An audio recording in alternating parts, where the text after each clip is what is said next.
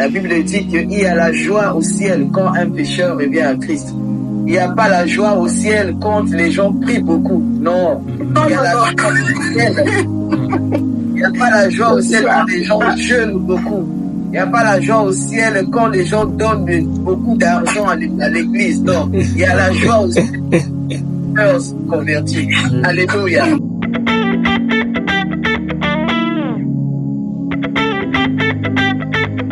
C'est pourquoi quand tu ramènes un pécheur à Christ en évangélisant, il y a la joie au ciel. Au ciel, on se dit, ah, voilà celui-là qui a compris le sacrifice de Christ. Voilà cette personne. Les gens crient Alléluia, Hosanna, Hosanna. Il y a quelqu'un quelque part qui a compris. Donc, soit celui-là qui a compris le sacrifice de Christ. Christ est venu, c'est pour sauver les âmes perdues. Amen. Christ est venu pour les malades, pour nous les malades, nous qui étions malades.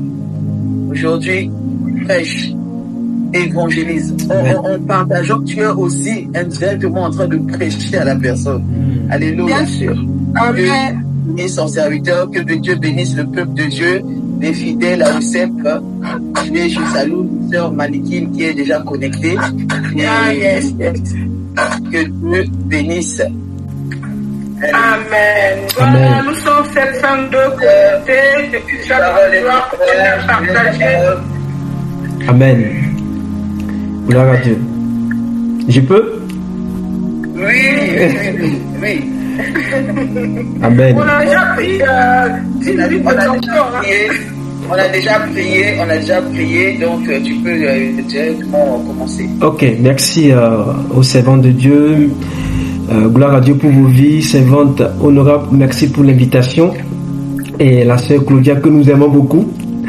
Tu n'es pas simplement à Paris, mais tu as aussi un autre pied à Bourg-en-Bresse. Merci pour tes visites. Je vous aime aussi et je salue tout le monde. Je salue l'Église. Amen. Merci Seigneur pour vos vies et pour ce ministère, cette grâce de pouvoir apporter l'évangile au travers de cette chaîne que je bénis d'ailleurs au cœur de l'évangile pur, au sept, que je voulais demander au Seigneur humblement de déverser, d'arroser cette chaîne pour toucher un maximum de personnes. Amen. Donc soyez tous les bienvenus. Humblement, je suis l'invité de ce soir pour apporter un message. Mais pour commencer, invité spécial, gloire à Dieu. Et ce soir, nous allons travailler ensemble avec le Saint-Esprit de Dieu. Il est déjà au milieu de nous. Il est en train de communiquer la bonne semence déjà dans ton cœur. Nous voulons parler du cœur ce soir. Donc prépare ton cœur, que ton cœur soit ouvert à recevoir la parole de Dieu. Amen. Et j'ose croire que le message qui sortira te fera du bien.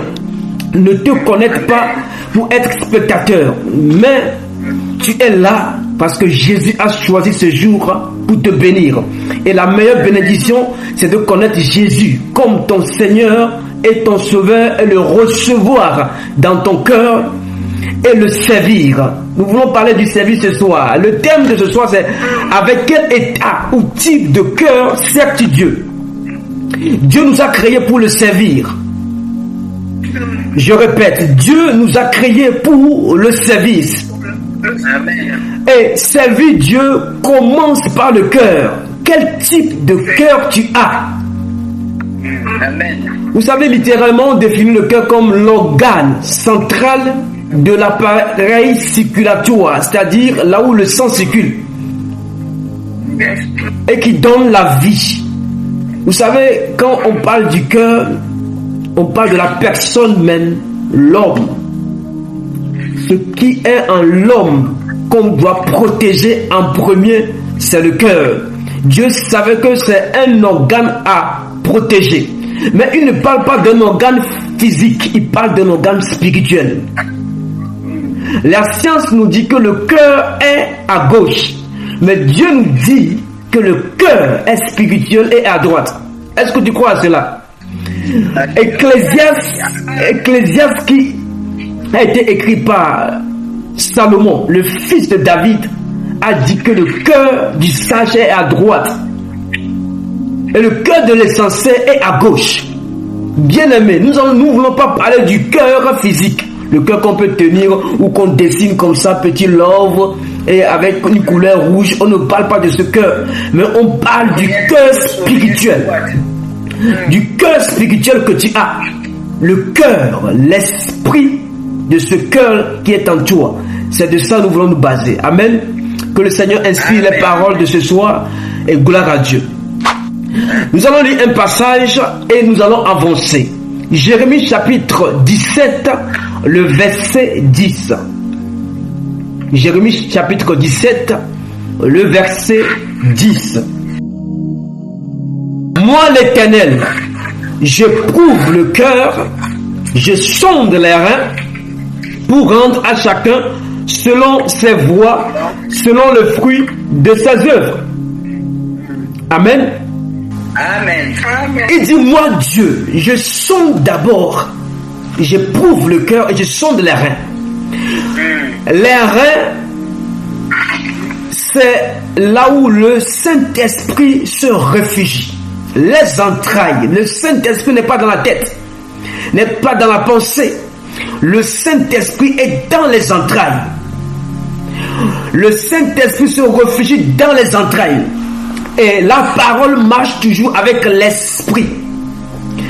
Quand on vous dit d'avoir la ceinture de la vérité, la ceinture sur vos reins, c'est que Dieu veut que l'esprit s'attache à la parole. La parole que nous voulons prêcher ce soir ne doit pas être une parole lettre, mais une parole réma, une parole révélation, une parole profonde, une parole esprit et vie, une parole qui vient bouleverser ta chair et te donner la vie de l'esprit. Il dit, j'éprouve le cœur de l'homme. Vous savez, l'homme a un cœur, et ce cœur, si vous ne savez pas l'étudier, vous pouvez vous tromper. Le cœur peut vous jouer des tours. Le cœur peut aussi s'ouvrir à toutes sortes de paroles mauvaises, des paroles qui peuvent le blesser. Parce que le cœur ressent, le cœur écoute, et le cœur peut être touché, et le cœur peut être blessé. Avant de continuer le message, si ton cœur est blessé, si ton cœur a été touché par un événement, je prie d'abord que Dieu guérisse ton cœur avant de rentrer dans le message. Pop m'a dit que Dieu te touche là où tu es. Tu as eu des mauvaises expériences, des coups bas. Les gens t'ont déçu. Et ton cœur est malade en ce moment. Un cœur blessé. Un cœur qui est devenu amer. Un cœur qui a été poignardé des années. Je prie dans le nom puissant de Jésus-Christ de Nazareth que ton cœur soit guéri. Que ton cœur soit guéri. Vous savez, quand le cœur est blessé, vous pouvez rentrer dans l'œil pour œil, dent pour dent. La vengeance. Si votre cœur est amer, vous pouvez blesser encore les autres. Parce qu'un cœur qui est blessé peut blesser les autres. Un cœur qui est en mauvais état peut sortir des mauvais conseils parce que le cœur est blessé. Quand le cœur est touché par des situations désastreuses et chaotiques, ce cœur-là peut faire encore du mal. Mais Dieu ne t'a pas créé pour faire du mal, mais c'est du faire du bien. Si ton cœur, en ce moment, est complètement fracassé, je prie dans le nom de Jésus-Christ que le Saint-Esprit te console, qu'il passe sa main de guérison et te console. Si tu as besoin de la consolation, le Saint-Esprit est la consolation. C'est lui qui te console maintenant. Je prie, parce qu'il a dit que j'enverrai l'esprit de consolation qui te console là où tu nous écoutes. Ne continue pas à servir le Seigneur ou à suivre Dieu avec un cœur blessé, un cœur amer, un cœur dépressif, un cœur qui se met en colère. J'aimerais prier pour toi aussi. Si ton cœur se met tout le temps en colère, ton cœur est devenu colérique, un cœur qui n'arrive pas à pardonner, que Dieu te guérisse dans le nom de Jésus. Tu dois avoir un cœur de paix, un cœur de joie, pour pouvoir embrasser une fois de plus, pour pouvoir pardonner. Que ton cœur, qui n'arrive pas à pardonner, soit guéri. Et va et pardonne et oublie. Arrive à accepter l'autre tel qu'il est, même si t'ont fait du mal. Ils t'ont gravement fait du mal. Décide ce soir avec ton cœur de pardonner. Tu peux mettre ta main sur ton cœur et dire: je pardonne dans le nom de Jésus. Je te pardonne ma soeur, je te pardonne mon frère. Toi, peut-être qui m'a fait du tort, j'avais raison, mais je te pardonne. Le pardon vient du cœur et Dieu te bénira. Dans le nom de Jésus-Christ. Est-ce que nous pouvons avancer? Nous allons avancer ce soir. Nous voulons parler du cœur, l'état du cœur. Vous savez, il y a un état du cœur que Dieu a dit et ça m'a touché. Le cœur méchant. Le cœur méchant et tortueux. Nous allons le lire dans la parole de Dieu. Amen. Amen. Toujours dans Jérémie, on est dans Jérémie. Jérémie, je l'aime beaucoup, c'est un prophète. Depuis le ventre de sa maman, Jérémie a été choisi. Peut-être Dieu t'a choisi de nous écouter ce soir. Je prie que la grâce qui est sur ta vie depuis le ventre de ta maman, que cette grâce soit conservée dans le nom de Jésus-Christ. Jérémie 17, Jérémie chapitre 17, le verset 9. Le cœur est tortueux par-dessus tout, et il est méchant. Qui peut le reconnaître? Amen. Amen. Le cœur est tortueux par-dessus tout, et il est méchant. Qui peut le reconnaître? Vous voyez l'état du cœur, que l'homme même, avec son intelligence, sa sagesse, avec sa richesse, ses diplômes, sa position, sa renommée, sa popularité, ne peut reconnaître l'état du cœur. Ça voudra dire que le cœur est un point central à chercher, à creuser et à découvrir. Le cœur dont je parle, ce n'est pas un cœur physique, je le répète, c'est un cœur spirituel. Il dit ce cœur-là est tortueux et méchant. D'où vient la méchanceté aujourd'hui? Pourquoi les gens deviennent méchants? C'est que leur cœur était ouvert, sensible aux choses ténébreuses. Le diable a fait doucement s'infiltrer dans le cœur. Il ne peut pas venir s'asseoir dans le cœur comme ça, mais il envoie des informations dans le cœur. Il te dira, tu sais, cette personne est mauvaise. Il faut le haïr. Cette personne n'est pas digne de vivre. Il faut le tuer. Cette personne n'est pas digne d'aimer. Il faut le haïr. Cette personne qui est à côté de toi n'est pas digne de grandir ou de prospérer plus que toi. Il faut l'envier. Tel pasteur n'a pas la grâce. C'est un faux. Donc il envoie des informations mensongères. Il envoie des informations erronées dans le cœur. C'est comme s'il lance un javelot et qui prend la direction directe sur ton cœur. Il te dit, tu sais, la dame que tu vois, elle ne peut jamais être guérie. Elle mourra dans sa maladie. Donc, il envoie des informations. Et si ton cœur est ouvert à ces informations, le cœur l'accepte, le cœur le médite, et le cœur est enraciné dans la méchanceté. D'où vient cette méchanceté dans le monde entier? Quand Dieu a créé l'homme à son image et à son ressemblance, le Dieu de toute bonté, le Dieu de toute grâce, le Dieu de toute puissance, le Dieu qui est fidèle, le Dieu qui est sage, le Dieu qui détient la royauté céleste et qui nous a donné la terre, ce Dieu est bon. Quand il a créé l'homme, il n'a pas créé l'homme avec un cœur méchant. C'est l'exemple de deux fils, Abel et Caïn. Abel a offert un sacrifice qui a réjoui le cœur de Dieu. Caïn, son offrande n'a pas été acceptée. Et Caïn s'est levé contre son propre frère. Et il a tué son propre frère. De sang de même père, de même mère. Juste parce que Dieu a dit, l'offrande de Abel, je l'ai mieux appréciée.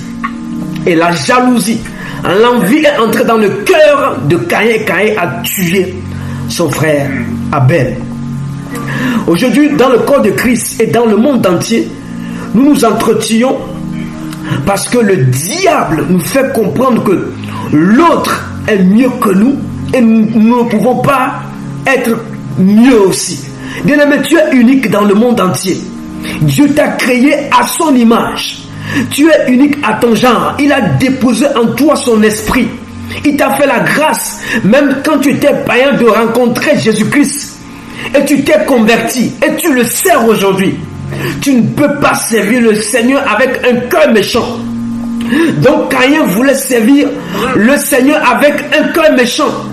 Parce que dans son cœur, le diable a poussé plus fort et dit, ton frère n'est pas digne de rester en vie. Si tu le tues, tu vas reprendre sa place. Or, quand tu tues ton frère, tu ne peux jamais le remplacer. J'aimerais parler au peuple de Dieu ce soir. Nous devons aimer nos frères et nos sœurs comme nous-mêmes. Il nous recommande de nous aimer les uns et les autres. Là vient l'amour. Ton cœur doit être rempli d'amour. Ton cœur doit aimer. Si tu aimes Dieu, il faut l'aimer de tout ton cœur. Nous avons lu ce passage que tout le monde a l'habitude de lire. Tu aimeras ton Dieu de tout ton cœur. On récite ça bien, merci. Matthieu chapitre 22, le verset 36 à 38. Matthieu chapitre 22, le verset 36 à 38. Nous lisons la parole de Dieu. Maître, quel est le plus grand commandement de la loi? Jésus lui répondit, tu aimeras le Seigneur, ton Dieu, de tout ton cœur, de toute ton âme et de toute ta pensée. C'est le premier et le plus grand commandement. D'abord Dieu. C'est le premier et le plus grand commandement. Ensuite, nous allons lire, avant de lire le verset 39, je vais un peu rester au niveau de Dieu. Vous savez, nous ne devons pas inverser le rôle. Vous devez aimer Dieu d'abord en priorité. Dieu en premier. Dans votre vie, vous devez l'aimer de tout votre cœur. Et si vous aimez Dieu, c'est très facile d'aimer les frères. Parce que les autres frères aussi sont à l'image de Dieu, à la ressemblance de Dieu. Si vous aimez Dieu de tout votre cœur, je pense que votre cœur sera rempli de l'amour de Dieu. Et vous pouvez aimer facilement la personne qui est en face. Il ne s'agit pas de la nationalité avant d'aimer, de l'origine, ni de la race, ni de la position. Il s'agit du cœur qui est dans la personne. Tu vois ton cœur, tu vois son cœur et tu diras non, il a le même cœur que moi. Il a la même respiration que je respire. Pourquoi le haïr? Et tu dois aimer Dieu en premier. Notre peuple ne veut plus aimer Dieu. Tu aimeras Dieu de tout ton cœur. Donne ton cœur à Jésus-Christ en entier. Ne sois pas une personne en Christ superficielle, qui est un peu dans le monde, un peu en Christ, qui profite du monde, qui mange toutes sortes de péchés dans le monde et laisse la vie chrétienne de côté. Et quand il y a l'avantage dans le monde, on te voit plus dans le monde. Et quand il y a l'avantage en Christ, on te voit. Tu ne peux pas être un pied en Christ, un pied dans le monde. Tu ne peux pas être ami au péché et être ami à la sainteté en même temps. Non, c'est la sainteté 100%. Tu peux monter même le niveau à 200%, à 500%, à 1000%, à 10 000%. C'est-à-dire tu dois aimer la sainteté. La vie de péché n'est pas pour toi. Comment tu peux avoir un type de cœur et aimer le péché? Il a dit, je cherche un homme comme David, l'homme selon mon cœur. C'est vrai, je m'appelle David. Mais chaque fois quand je regarde mon nom, je dis, mais David, tu ne dois pas aimer le péché. Parce que c'est écrit déjà que je cherche un homme. Et j'ai trouvé David selon mon cœur. David était un homme qui se repent, même s'il tombe dans le péché. Mais je ne t'invite pas à tomber dans le péché avant de se repentir. Je veux que tu vives dans la sainteté.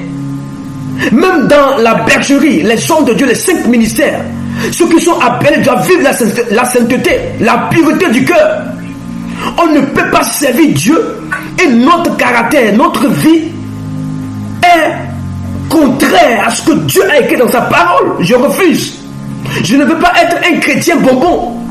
Une personne qui prêche l'évangile, mais derrière fait autre chose. Une personne qui parle de Dieu, mais son cœur n'est pas attaché à Dieu. Bien-aimé, Dieu nous appelle à s'attacher à Dieu de tout notre cœur. De tout notre cœur. Si tu aimes Dieu, tu dois haïr le péché et aimer Dieu dans la sainteté. Nous voulons un peuple de Dieu saint. Lui-même, il est saint. Il souhaite que tu sois saint. Ne marche pas dans le péché, ne nage pas dans le péché, frère et soeur. Et après, tu fais semblant de parler en langue. Tu fais semblant de réciter les versets. Tu fais semblant de chanter à haute voix, associé au parler en langue. Tu fais semblant de jouer aux instruments de musique. Tu vas à l'évangélisation, mais tu sais que ta vie est entachée au péché. Bien-aimé, Dieu veut un peuple saint. Il veut les 5 vierges sages qui vont garder l'huile, la lampe, jusqu'à son avènement. Jésus revient bientôt. Regardons tout ce qui se passe aujourd'hui. Quand vous voyez les nations qui se lèvent, entre elles, c'est écrit déjà. Une maison contre une maison. Nous sommes dans cette période, dans cette saison, où vous allez voir les gouvernements se lèvent, les chefs d'État se lèvent, avec des décisions, des décrets, des lois. Et le chrétien est en train de dormir encore, avec un cœur qui n'est pas attaché à Dieu.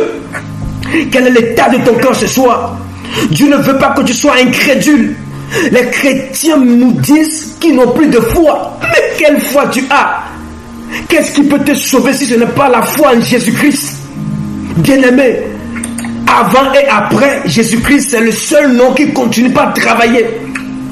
Je t'invite, toi qui nous écoutes ce soir, nous ne sommes pas venus pour te prêcher un évangile et tu vas aller encore ronfler chez toi à la maison. Cet évangile doit te faire lever là où tu es, dit Seigneur, pardonne-moi si je ne suis pas encore attaché à toi comme il faut. Si je n'arrive pas à adorer comme il faut, tu dois adorer en esprit et aussi en vérité. Tu dois aimer la vérité de Dieu. Jésus était cru, il était cru avec les pharisiens, avec ses disciples même. Comme la sœur servante honorable l'a dit, il les appelle race de vipères. J'ai un peu de foi. Jésus ne rigole pas avec ses disciples. Aujourd'hui, nous voulons avoir des disciples, des vrais disciples, qui sont prêts à s'investir, à payer le prix, à se sacrifier, à avoir un cœur pur, un cœur qui ne joue pas au double jeu. Aujourd'hui, nous avons l'hypocrisie qui sévit dans le corps de Christ. Nous avons le mensonge qui sévit dans le cœur de Christ. Mais quel cœur nous avons? Le Saint-Esprit veut travailler avec puissance. Dieu veut se révéler à son peuple, mais quand il voit le peuple qui est assis dans le mensonge, un peuple qui est assis dans l'hypocrisie, dans la vengeance, la méchanceté, il regarde de loin et dit non, c'est pas possible, ce n'est pas le peuple que j'ai racheté au grand prix à la croix. Un peuple pour qui j'ai versé le sang, ce n'est pas ce peuple-là. Non, je ne reconnais plus mes apôtres, je ne reconnais plus mes évangélistes, je ne reconnais plus mes pasteurs. Ils sont où ces pasteurs qui jeûnent et prient? Des pasteurs qui se consacrent. Où sont ces apôtres qui ne continuent pas à bâtir l'église dans l'adversité? Quand tu as le cœur pour le service, même s'il y a le vent qui souffle, la tempête qui se déchaîne, tu ne baisses pas les bras. Tu ne dis pas non, j'abandonne. Ce n'est pas d'abandonner, frères et sœurs. Ce n'est pas le temps d'abandonner la foi de Dieu. Ce n'est pas le temps de régner le Christ comme Simon l'a fait. Simon a régné Christ parce qu'il avait un cœur à moitié qui aimait Jésus. C'est pourquoi Jésus l'a averti 3 fois. Simon, Simon, si tu m'aimes, paie mes brebis. Mais une petite brebis, une jeune fille, l'a posé la question, mais toi aussi tu parles comme eux. Tu as le langage comme eux. Elle dit non, non, non, non. Je ne fais pas partie d'eux. Simon, Je prie que ton ciment devienne une pierre sur laquelle Jésus veut bâtir son église. Le ciment a un cœur qui renie. Je veux parler à ces cœurs qui renient dans cette saison. Dès qu'on découvre que tu es en Christ, ou tu pries, oh non, moi je ne suis pas chrétien. Même dans ton boulot, tu te caches. Dans la France dans laquelle nous sommes ici, on se cache. Nous sommes en Christ, mais on se cache. Pourquoi on se cache? Au moment où les autres qui sont dans d'autres religions, dans d'autres cercles, dans d'autres loges, ils se lèvent et ils s'affichent dans d'autres cercles bizarres, des cercles bizarres. Ils se lèvent, ils s'affichent, ils ont leur drapeau, ils ont leur symbole, ils ont le culot de parler à la télé, dans les chaînes, dans les réseaux. Mais nous, on se tait. Nous sommes devenus silencieux, juste à cause de quoi? À cause de la honte. Si tu aimes Jésus, tu aimes son évangile, tu as le cœur pour l'évangile, le cœur pur, le cœur authentique. Tu ne peux pas avoir honte de parler de Jésus-Christ dans ta société, dans ta ville. Tu ne peux pas avoir honte de parler autour de toi, à gauche et à droite. C'est-à-dire que tu dois être animé de zèle pour aller prêcher l'évangile. Là où les gens n'ont pas encore écouté ni expérimenté ce Jésus. Toi, tu l'as expérimenté. Il t'a guéri, il t'a sauvé, il te délivre. Et tu te tais. Bien-aimé, je viens t'ouvrir la bouche. Ouvre la bouche et parle. Ouvre la bouche, Dieu va la remplir. Et parler aux gens, aux désespérés, aux découragés. Celui qui a le cœur pour Dieu ne peut pas se retenir. Il doit être enflammé, embrasé de l'esprit et aller communiquer la grâce aux autres. Les églises ne sortent plus pour évangéliser. J'appelle les églises de la France. J'appelle les églises de la francophonie. J'appelle les églises de l'Europe à se lever, prêcher l'évangile. Il n'y a que l'évangile qui va ramener Dieu dans nos sociétés.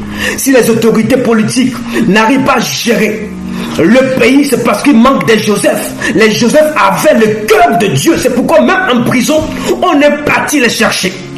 Tu aimes trop dire que je n'ai pas ceci. Moi, je suis encore esclave, emprisonné. Dieu viendra te chercher si vraiment tu as le cœur de Dieu pour résoudre les problèmes de ton pays. Joseph était en prison. Bien-aimés, relisons la parole de Dieu. Nous ne laissons pas la Bible dans nos classeurs, dans nos tiroirs, dans nos bibliothèques. Il faut l'ouvrir et connaître ce qui s'est passé. La solution pour les nations, c'est ceux qui ont le cœur de Dieu. Joseph était caché en prison. Dieu est parti le chercher pour trouver une solution à une grande puissance dans le temps. Aujourd'hui, nous avons de grandes puissances, mais qui ont des problèmes. Où sont les Joseph qui aiment Dieu, qui ont le cœur de Dieu, qui se lèvent? Où sont les Esther pour rentrer dans le palais et jeûner avec tout un peuple, 3 jours de jeûne et prière pour avoir la solution? Où sont les Déborah? Où sont les Josué à aller conquérir les terrains? Bien-aimés, où sont les Paul? Même 40 tout coups, moins eux, ils sont toujours en train de prêcher l'évangile, d'envoyer les lettres dans les maisons, des églises de maisons, les centres de prière, d'adoration. Où sont les Josaphat? Où sont les Élie qui vont prier et bloquer les ciels? Où sont les Élysée qui vont frapper les Jourdains pour que les gens disent vraiment ton Dieu est vivant?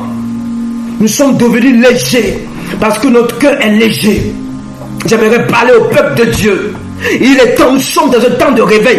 Le réveil est déjà là. Mais où sont le cœur pour le réveil?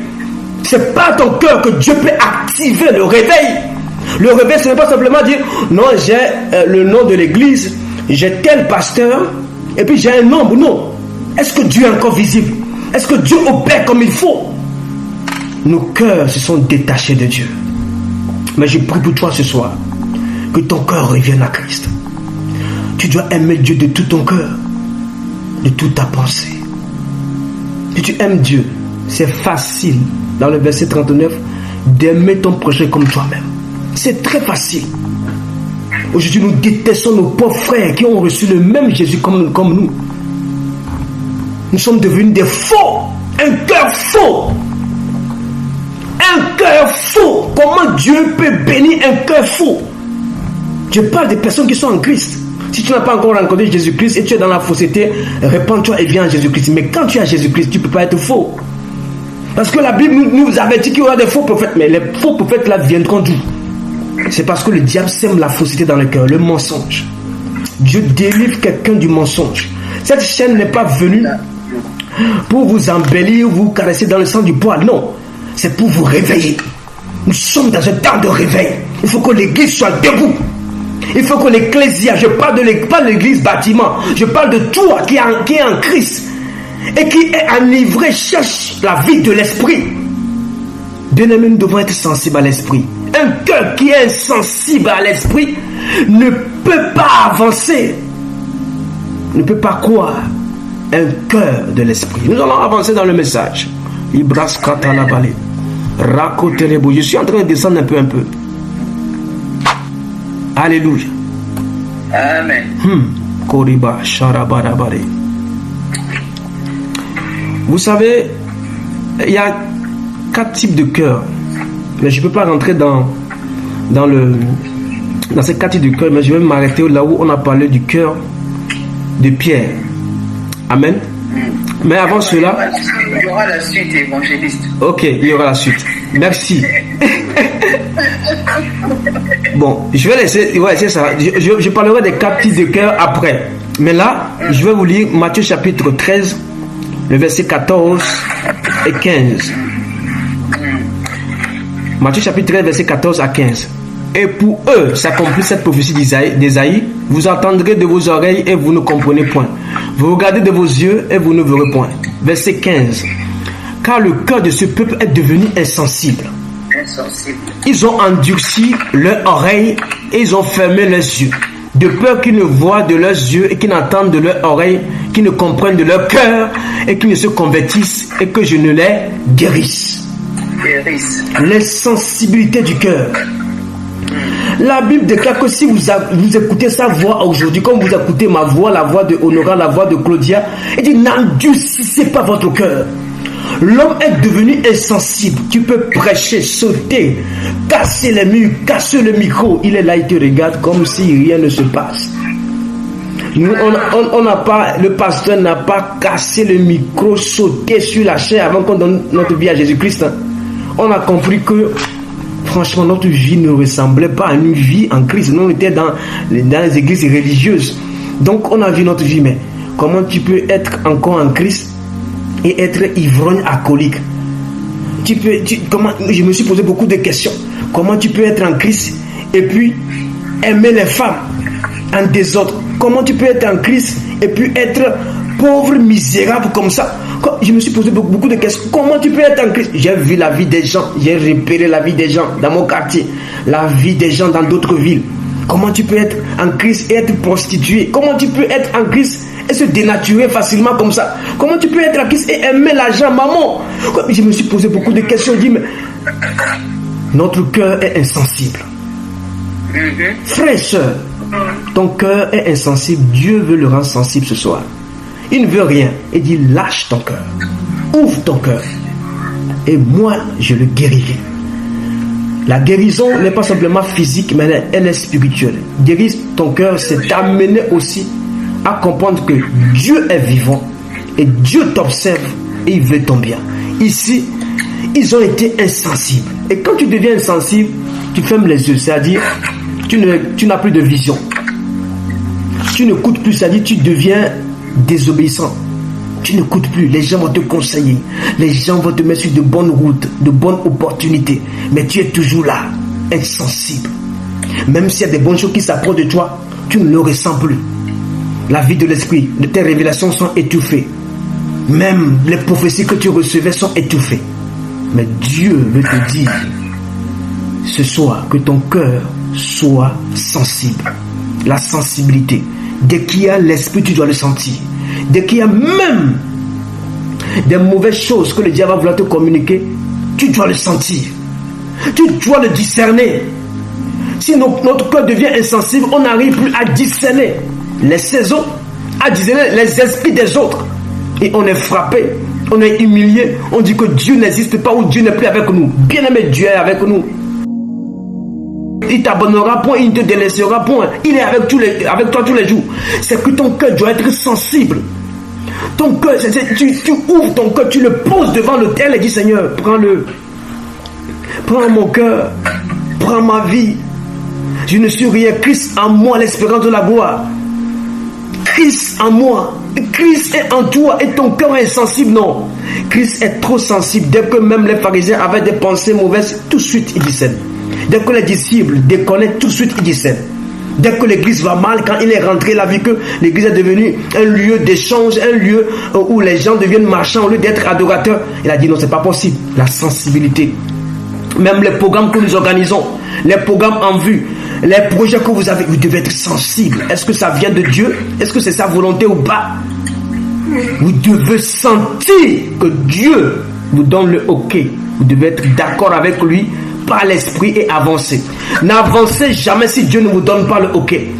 Ne progressez pas sans que votre cœur ne vous dise Dieu est d'accord, Dieu est dedans, Dieu a approuvé. Quel est ton état de cœur actuellement? Ton cœur rame, ton cœur bug, ton cœur ne croit plus. J'aimerais humblement prier pour toi.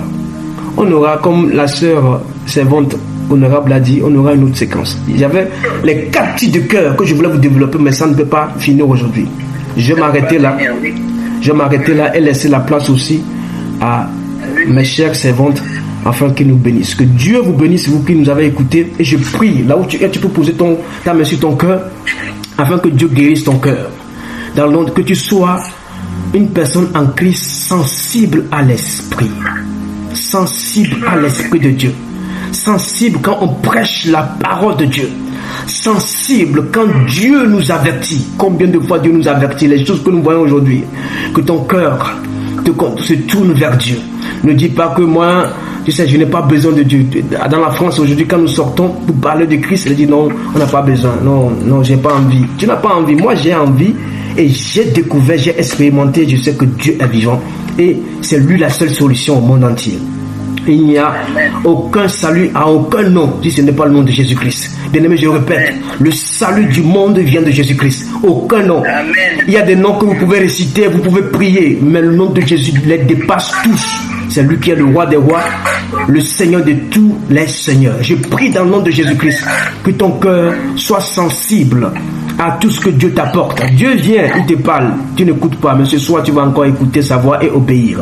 Dans le nom puissant de Jésus, prie afin que tout ce qui passera par le Saint-Esprit et te visitera, accepte-le. Dans le nom puissant de Jésus-Christ, Dieu vient et te bénisse à l'instant même. Il vient, il te touche, il te visite. Au nom puissant de Jésus-Christ de Nazareth.